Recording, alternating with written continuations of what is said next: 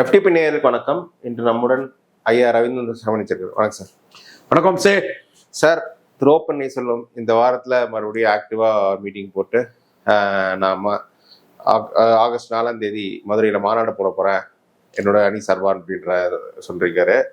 அடுத்த கட்டமாக ஒரு தனி கட்சி தொடங்குவாரா இல்லையா அதை பற்றி எந்த அறிவிப்பும் இல்லை. ஆனால் விஜயே பாராட்டியிருக்காரு. நீங்கள் கூட சொல்லியிருந்தீங்க ஓபிஎஸ் விஜய் பக்கம் போகிறதுக்கு வாய்ப்புகள் இருக்குது நீங்களும் சொல்லியிருந்தீங்க. அதுக்கு இப்போ நடக்குது. நீங்கள் தான் சொன்னீங்களா இல்லையா சொல்லி கொடுத்தீங்களான்னு தெரியல ஓபிஎஸ்க்கு. ஸோ நீங்கள் சொல்லுங்கள், ஓபிஎஸ் இந்த ஸ்டாண்ட் எப்படி? ஓகே, அதுக்கு முன்னாடி உள்ள ஒரு மேட்ரை நம்ம இது பேசிட்டு வருவோம்.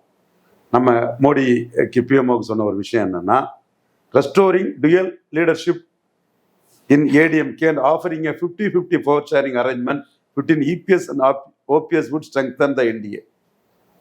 The ongoing election commission case must be leveraged strategically. Okay, ஒரு பொதுச்செயலாளர் செல்லாதனில் அதை பயன்படுத்திக்கணும்னு நம்ம சொல்கிறோம். சொல்லிக்கிட்டு இன்னொரு கருத்தை நம்ம சொல்கிறோம். ஓபிஎஸ் 1% ஓட்டு தான் எடுத்திருக்கிறாரு. ஆனால் அவரால் 13% ஓட்டை இபிஎஸ் லாஸ் ஆயிட்டாரு. நோட்டாவுக்கு கீழே ஜெயலலிதா அம்மையார் உயிரோடு இருந்த போது போன நாம் தமிழர் சீமான் தன்னோட ஈர்ப்பு சக்தி இல்லாத எடப்பாடி பழனிசாமியை விளவங்கோட்டில் 4வது தள்ளிட்டாரு. பார்ட்டி ஸ்ட்ரக்சர் சீமானுக்கு கிடையாது. பிரைம் மினிஸ்டர் கேண்டிடேட் இல்லாம புதுச்சேரியில 4வது தள்ளிட்டாரு. திருநெல்வேலியிலையும் ராமநாதபுரத்திலையும் கூட்டணி இருந்தும் எடப்பாடி சீமான்ட்ட திணறிட்டாரு. இதுக்கெல்லாம் காரணம் 13% வாக்கு ஓபிஎஸ் ஆல கீழே போனதுதான். அதனால என்டிஏக்கு எது நல்லதுன்னா, ரெட்டை தலைமை பொதுத்தள கட்சி தன்மை வந்துடும், ஒற்றை தலைமை வன்னியர் கட்சி வெள்ளாள கவுண்டர் கட்சிங்கிற தன்மை வந்துடும். அதனால அந்த வழக்க ஸ்ட்ராட்டஜிக்கலா லிவரேஜா வச்சு ரெட்டை தலைமை கொண்டு வரணுங்கிற ஒரு கருத்தை நாமளே மோடி நன்மைக்காக நாம ஆர்கியூ பண்ணியிருக்கோம். இதுக்குள்ள பாசிபிலிட்டி ரிமோட் தான். நம்ம ஃபுல் ஏரியா விஷயங்களை சொல்லலை, ஆனா பாசிபிலிட்டி இல்லைன்னு சொல்ல முடியாது. அதனால்தான் ஐயா எடப்பாடி பழனிசாமி அவர்கள் 4 வாரத்துல கேச முடியும்னு சொல்லும் போது தேர்தல் ஆணையம் இண்டிபெண்டன்ட் பாடி நாங்க அந்த சரியான தருணத்துல எடுப்போம்னு தேர்தல் ஆணையம் இருக்கிறாங்க. இது ஒரு இது. அடுத்தால தென் மாவட்டத்துல அவரு தொண்டர்கள் மாநாடுன்னு ஒண்ணு பண்றாரு. அதுல அவரு இபிஎஸ் ஏடிஎம்கேயும் அவர் ஆப்ஷனை அவரு க்ளோஸ் பண்ணல. இபிஎஸ்க்கு இவரால பிரச்சனைகள் இருக்குது. சேர்த்து தோத்து போனா நாளைக்கு Mukkulathor community vibrant community politically Edappadi தூக்கி போட்டுட்டு அவங்க உட்கார்ந்துருவாங்க. அதுதான் அவர் பயப்படுறாரு.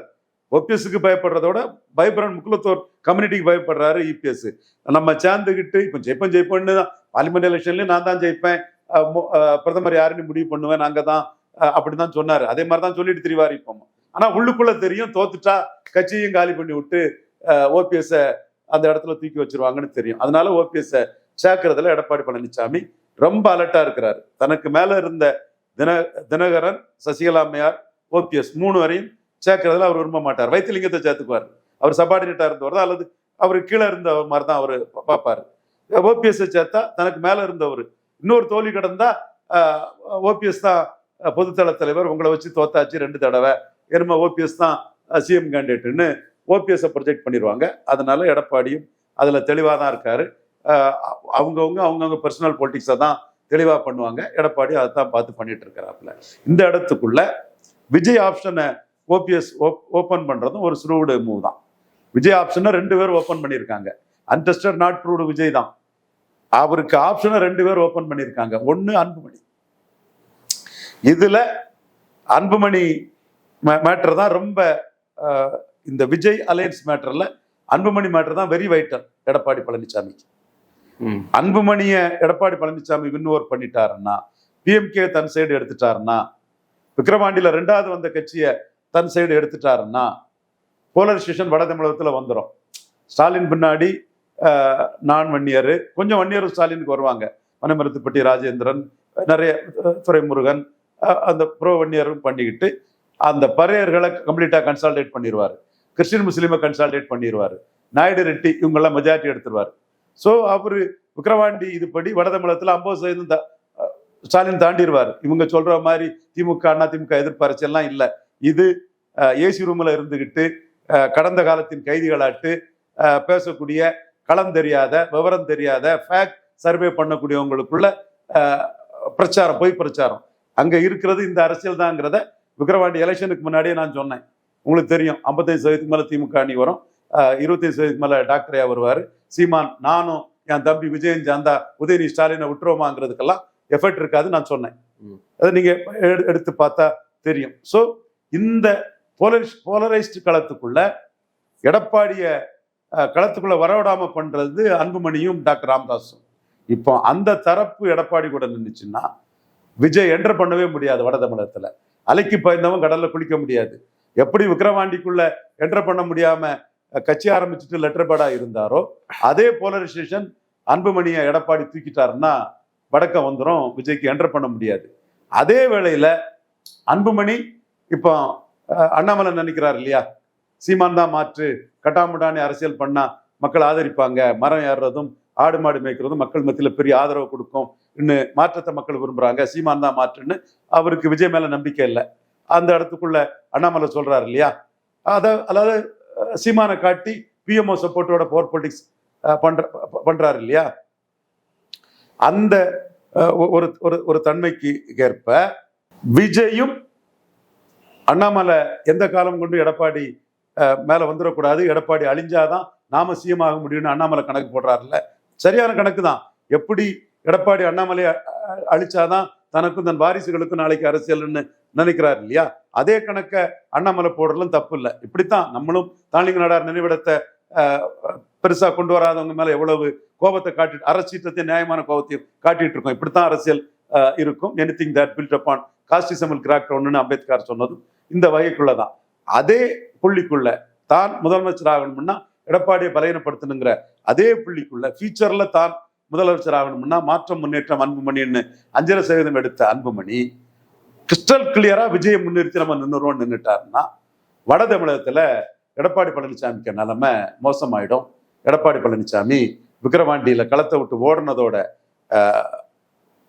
அறுவடைய பின்னடைவை சந்திச்சிருவாரு. அதே அரசியல் எப்படி இன்னைக்கு உருவாகி வந்து நிற்குதுன்னா, ஒரு களத்தை விட்டு ஓடின அரசியலும் களத்துல வேடிக்கை பார்த்த அரசியலும் பாமக யார் கூட இருக்கோ அவங்க தான் வட தமிழகத்துல 2வது இடத்தை முடிவு பண்ண முடியுங்கிற ஒரு சூழ்நிலை இன்னைக்கு உருவாக்கி வச்சுச்சு. அதுல அன்புமணி விஜய் ஆப்ஷனை ஓபன் பண்றாரு. இதுதான் விஜய்க்கு ஓபன் பண்ணப்பட்ட ஆப்ஷன்லேயே பெரிய ஆப்ஷன். ஓபிஎஸ் ஸ்டேச்சர் உள்ள ஒரு சிஎம்ஆ இருந்தவர், 8 தலைமையா இருந்தவர், அவரும் விஜய் ஆப்ஷனை ஓபன் பண்ணியிருக்கிறார். இந்த ரெண்டும் எடப்பாடிக்கு கூட்டணி அரசியல்ல பெரிய செக். இந்த ரெண்டும் பெரிய செக். இதுல என்ன பெரிய யூட்டர்ன் என்ன ஆகும்னா, இவங்களை காட்டி விஜய் எடப்பாடிட்ட பேரம் பேசிட்டு போயிடக்கூடாது, அரசியல் என்ன நடக்குன்னு தெரிய முடியாது. அதனாலதான் 8 மாசத்துக்குள்ள என்னென்னலாமோ நடக்குன்னு இவரு ஓபிஎஸ் வந்து தெளிவா சொல்லியிருக்கிறாரு. இல்ல வந்து அன்புமணி விஷயத்தை சொல்லும் போது அன்புமணி கிட்ட கட்சி இப்போ இருக்காருன்னே தெரியல. ராமதாஸ் ஒரு சரி டெசிஷன் எடுத்து அவர் திமுக பின்னாடியும் சீமான் பின்னாடி போயிட்டு இருக்காரு. அவரு சீமான் பின்னாடி ராமதாஸ் போறதுக்குள்ள ரேகளை காட்டினாரு. எனக்கு தெரிஞ்ச வர பர்சனலா அந்த கூட்டணிக்கு சீமான் ஐயாவை பற்றி நான் பொழுது பேசுறேன். ஐயா சீமான் டிசிஷன் போல சீமான் கூட்டணிக்கு அவர் விரும்பினார், ராமதாஸ் அதான் சொல்றாரு. அவர் திமுக கூட்டணிக்கு விரும்புறாரு. ரெண்டு ஆப்ஷன். அப்ப அவர் எடுக்கிற ஆப்ஷன்ல அது பாமக எப்படி செட்டில் ஆகுதுன்றது நம்ம தெரியல. உண்மை நான் மறுக்க வரல. அடையாளம் ராமதாஸ் தான் அந்த இதுக்கு. அன்புமணி அவரு ஸ்டாலின் சிஎம்ஆ ப்ரொஜெக்ட் பண்ணதுக்கு முன்னாடியே ஆன்டி ஸ்டாலின் பண்ணார். அந்த ஆன்டி ஸ்டாலினும் 10.5 தான் அன்புமணிக்கான ஒரு இதாட்டு இருக்குது. இன்னும் சொல்ல போனா விழுப்புரம் இங்க எல்லா இடங்கள்லையும் வந்து 10.5 மையமா வச்சுதான் அன்புமணி இப்ப களமாடிட்டு இருக்கிறார். ஏன்னா இது வன்னியர் சென்டிமெண்ட். அதிமுக கூட்டத்திலே வன்னியர்கள் தான் மெஜாரிட்டி வந்ததுனால 10.55 எடப்பாடியை நெருக்கடி கொடுக்குறாங்க. நான் அன்புமணி 10.5 பற்றி கேட்கறது அவர் உரிமை, அவர் ஜாதி நன்மைக்கு அவர் நிற்கிறாரு. நான் வண்ணார் நாவிதர் குயவர் போயர் ஒட்டர் போன்ற ஜாதி நன்மைகளுக்காக நான் நிற்கிறதுனால ஜாதிவாரி கணக்கெடுத்து நடத்தாம சி வி சண்முகமும் எடப்பாடி பழனிசாமி கொடுத்தது தப்பு, அநீதி. வண்ணார் நாவிதர் குயவர் போயர் ஒட்டர்களுக்கு அநீதிங்கிறத நான் பேசிட்டு இருக்கிறேன். யார் நிலைப்பாட்டுல என்னைக்குமே நான் வந்து தெளிவா இருப்பேன். ஏன்னா நம்ம நியாயம் இன்னும் பட்டுதுன்னா அது யார் நமக்கு எதிராக இருந்தாலும் அதை நம்ம வெளிப்படையா பேசக்கூடியவங்க தான். ஏன் ஸ்டாலின் அதை என்டால்ஸ் பண்ணது கூட தவறான இதுங்கிறது தான் என்னோட பார்வை. சரி, ஓகே. இப்போ வந்து ஓபிஎஸ் வந்து மதுரையில மாநாடு போடுறேன்றாரு. ஓகே, அவர் வந்து இன்னும் எடப்பாடியின் சுற்றுப்பயணம். அதே வேளையில ஜாதிவாரி கணக்கெடுப்பு நடத்தி கூடுதலா இருந்தா வன்னியர் கூடுதல் கொடுக்கலாம். Okay sir. இப்போ வன்னியர் அரசியலுக்கு நான் வரேன். அது முன்னாடி முக்குளத்தோர் அரசியல் பேசிடலாம். இப்போ இவர் மதுரையில 4ஆம் தேதி மாநாடு கூட்டுறோம்னு சொல்றாரு. இன்னும் எடப்பாடியார் இந்த சுற்றுப்பயணம் வந்து தென் மாவட்டங்களுக்கு போல. அவரு கொங்குலையும் வட மாவட்டம் சுத்திட்டு இருக்காரு. அப்போ எடப்பாடி அங்க வருவதற்கு முன்னாடியே அந்த முக்குளத்தோருக்கு எடப்பாடி மீது எதிர்ப்பு இன்னும் ஷார்பன் பண்ற பன்னீர்செல்வம். முக்குளத்தோருக்கு எடப்பாடி மேல எதிர்ப்பு இருக்கு. அதாவது அது இருக்கு தெரியும், ரிசல்ட்ல 24 ரிசல்ட்ல தெரியுது. பட் அது இன்னும் ஷார்பன் பண்றாரா? அதை ஷார்பன் பண்ணி தானே அவரு பொலிட்டிக்கல் சர்வேவெல்லாம் அவருக்கு உயர்வையும் அதை எடுக்க முடியும். அவர் ஷார்பன் பண்ணி தானே அவருக்கு உயர்வையும் அவருக்கு பொலிட்டிக்கல் அப்லிப்மெண்ட்டையும் அவரு என்கரேஜ் பண்ண முடியும். அதைத்தான் செய்யறாரு அவரு. தான் ஒரு பெரிய சக்தின்னு காட்டுறதுக்கு, தனக்கு முன்னாடி ஒரு கூட்டம் இருக்குன்னு காட்டுறதுக்கு அவர் செய்யறாரு. கலைஞர் ஒரு 5-6 MP சீட்டு நின்றுக்கணும். பட் ஒரு சீட்டு தான் நின்னாரு. பட் அவரால் 13% ஓட்டு டேமேஜ் ஆயிடுச்சு எடப்பாடிக்கு. அவர் நிக்காத சீட் எல்லாத்தையுமே பாஜக அந்த ஓட்டு டிரான்ஸ்ஃபர் பண்ணி கொடுத்துருக்காரு. அதுவும் நீங்க உண்மைதான். நான் மறுக்க வரலையே. நான் உண்மைதான். அண்ணாமலையும் அதை புரிஞ்சுக்கிட்டு தானே 2024 அதிமுக பன்னீர் தினகரன் கையில வந்துடும் சொல்லி தானே முக்குளத்தோர் ஆஸ்பிரேஷன்ஸை ஏற்றி விட்டு தானே அந்த ஓட்டை எடுத்தாருங்கிறதும் மறுக்க முடியாத. மதுரையில் என்ன உண்டு, கொஞ்சம் சௌராஷ்டிரா ஓட்டை தவிர பாஜகவுக்கு என்ன உண்டு? 2வது இடம் மதுரை வந்துட்டுன்னா ஓபிஎஸ் நீக்கினது தானே ஒரு காரணம். ராஜ்சந்தியன் எடுத்த ஓட்டுக்கும் இப்போ எடுத்த ஓட்டுக்குள்ள வித்தியாசத்தை பாருங்க. மனோஜ் பாண்டியன் எடுத்த ஓட்டுக்கும் திருநெல்வேலி இப்போ எடுத்த ஓட்டுக்கும் வித்தியாசம்னா, நைனா செல்வாக்குள்ள தலைவர் தான். அவரு நல்ல தன்மை உள்ளவர், எல்லாத்துக்கிட்டையும் அன்பை அரவணைச்சு பழகக்கூடிய ஒரு தலைவர் தான். சாஃப்ட் நேச்சர் தான். எங்க ஒரு டென்னிஸ் மாதிரி தான். அது எதிர்ப்பெல்லாம் அவருக்கு இல்லாத சூழ்நிலை தான். பட் முக்குளத்தோர் ஓட்டு பெரிய அளவு வர்றதுக்கு காரணம் ஓபிஎஸ் நீக்கினது ஒரு முக்கிய காரணம் தானே. அந்த ஓபிஎஸ் உள்ள அநீதி தானே அந்த ஓட்டு வருது. ஏன் ஸ்ரீவைகுண்டத்துல சைக்கிள் சின்னத்துக்கே முக்குளத்தோர் ஓட்டு மரவர் ஓட்டு வந்திருக்க? சரி, ஓகே. பட் ஓபிஎஸும் தினகரனோட பிரச்சாரமும் அதுக்கு பெரிய உதவி. ஓகே, தினகரன் ப்ரூவ்டு தானே. 5.5 2 தொகுதி நின்னாரு. அவரை குக்கர்ல ரெட்டலையும் உதயசூரியனையும் வீழ்த்தினவர். அவருக்குன்னு ஒரு இமேஜ் இருக்குதுங்கிறத நம்ம மறுக்கல. அந்த சைடு ஓபிஎஸ் இங்க இருக்கும் போதே முக்குளத்தோர் தினகரனுக்கு போட்டாங்க ஸ்ரீவைகுண்டத்துலங்கிறது நமக்கு தெரிஞ்ச தானே. இவர் கள்ளர் மறவர்கள் போட்டாங்கிறதும் எவிடன்ஸ் தானே. நம்ம பூத்தை வச்சு யதார்த்தத்தை வச்சு பேசுறோம். பொய்ய சொல்லி அவனு நிற்க முடியாது. ஏன்னா களத்துல இருக்கவனுக்கு தெரியும். ரவீந்திரன் துரைசாமி ஸ்பான்டேனியஸா சொல்றது உண்மையா பொய்யா, அவன் பொய் சொல்றானா இல்லையாங்கிறது களத்தில் உள்ள எல்லா சமூக மக்களுக்கும் தெரியும். இல்ல, இப்ப தினகரன் விஷயம் பண்ணும்போது தினகரன் தான் இன்னும் என்டிஏல தான் இருக்குன்னு ஸ்ட்ராங்கா சொல்றாரு அவரு.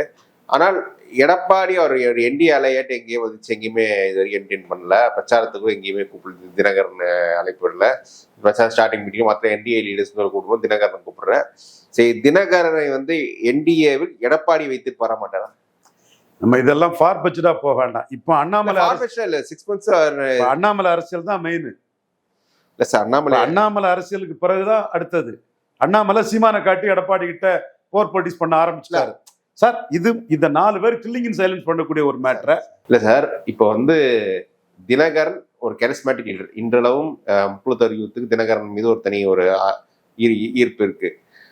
அவர் இது நான் என்டிஏல இருக்கேன். அப்போ எடப்பாடி கூட்டணி வரும்போது தினகரன் எதிர்ப்பு தெரிவிக்கல. என்டிஏக்குள்ள வரும்போது எதிர்ப்பு தெரிவிக்கல. அப்ப அந்த தினகரனை என்டிஏவில் வைத்திருக்கிறதுக்கு ஃபர்ஸ்ட் பிஜேபி அந்த பாயிண்ட் ஸ்ட்ராங்கா இப்ப தினகரனும் என்டிஏல தான் இருப்பாரு, பிஜேபி ஸ்ட்ராங்கா வைப்பாங்களா? இவர் எடப்பாடி எப்படி டிசைட் பண்ணுவாரு? தினகரன் பவர்ஃபுல் தொடர் வெற்றியில் இருக்கக்கூடிய ஸ்டாலினுக்கு எதிராக ஸ்டாலினை ஃபைட் பண்ணதுக்கு ஒரு தேவையான சக்தி. அவருக்குன்னு ஒரு ஹீரோயிசமும் அவருக்குன்னு ஒரு ஃபேன் ஃபாலோவிங்கும் ஒரு ஸ்ட்ராங்கா நிற்கக்கூடிய ஒரு முக்குளத்தோர்ங்கிற லெவல்லையும் அவருக்கு ஒரு ஃபாலோவிங் இருக்குங்கிறத நாம மறுத்துட்டு பேசாண்டாம். நான் சில இது என்ன சொல்றேன்னா, ஓபிஎஸ் அவர் இருக்கும்போது 33 வந்தது, 13 போயிட்டு இருக்கும்போது ரியாலிட்டி அதை ஓபிஎஸோட இதாட்டு நம்ம அதை கொடுக்கணுங்கிறதுக்காக அவரால் வந்த டேமேஜ்னு ஓபிஎஸ் நான் சொல்றேன். அதுல சரிதான் அது. ஆனா தினகரன் ஆர்கே நகர்ல ஜெயித்தவர், ஓபிஎஸ் அங்க இருக்கும் போதே 5.5% எடுத்தவர், அதுக்கப்புறம் 2.5% எடுத்தவர். 2.5% எடுத்த பிறகு உள்ளாட்சி தேர்தலில் சீமானோட பெரிய வெற்றிகளை பெற்றவர். உள்ளாட்சி தேர்தலில் சீமானோட பெரிய வெற்றிகளை பெற்றவர். இங்கதான் சீமானுக்கு லீடர்ஷிப் மெரிட் இருக்கு பார்ட்டியை தாண்டி. அப்போ இவருக்கு அமைப்பு ரீதியா சமூகம் அவர் கூட இருந்தனாலதான் உள்ளாட்சி தேர்தலில் சீமானோட டிடிவி தினகரன் பெரிய வெற்றிகளை பெற முடிஞ்சுங்கிறது 100% உண்மையான ஒரு விஷயம். இப்போ அவர் பெரும்பலத்தோட திமுகவோட பேருங்கிற ஒரு சூழ்நிலையில தினகரனுக்கு முக்கியத்துவம் ரொம்ப முக்கியத்துவமானதுதான்.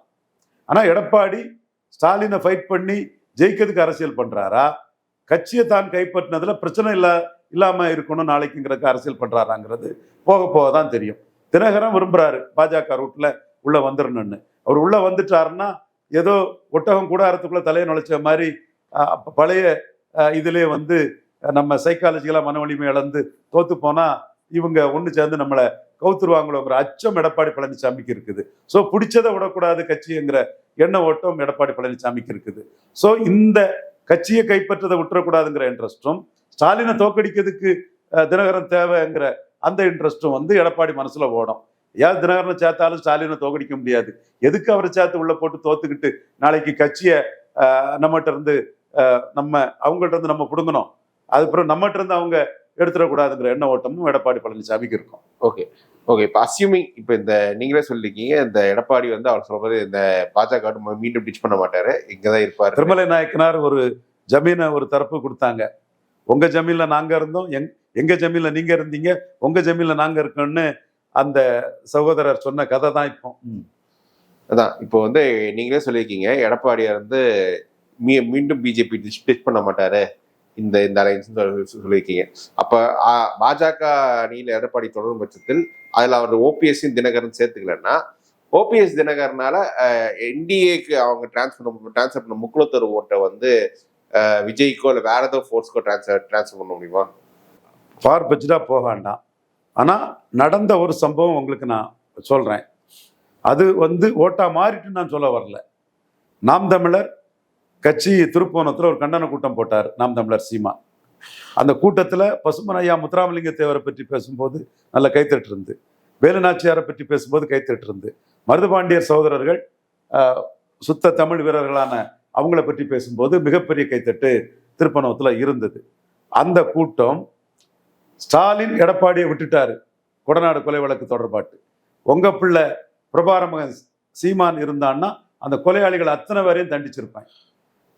தூத்துக்குடி துப்பாக்கி சூட்டு கொலையாளிகளை உங்க பிள்ளை சீமான் சிஎம்மா இருந்தா தண்டிச்சிருப்பான்னு சொல்லும் போது ஒட்டுமொத்த கூட்டமே ஆர்ப்பரிச்சு கைத்தட்டிச்சு. அப்போ முக்குளத்தோர் மத்தியில உள்ள எடப்பாடி எதிர்ப்பு உணர்வு தான் நாம் தமிழர் கூட்டத்துல பிரதிபலிச்சதை கண்கூடா தெரியலாம். இது நான் இட்டு கட்டி பொய்யா கதைகளை சொல்லக்கூடியவும் இல்லை. அந்த 30 நிமிஷ வீடியோவை பார்த்தா எல்லாத்துக்குமே அது புரியும். சிலவங்க பார்த்துட்டு மறைக்கலாம், அது நான் மறுக்க வரல.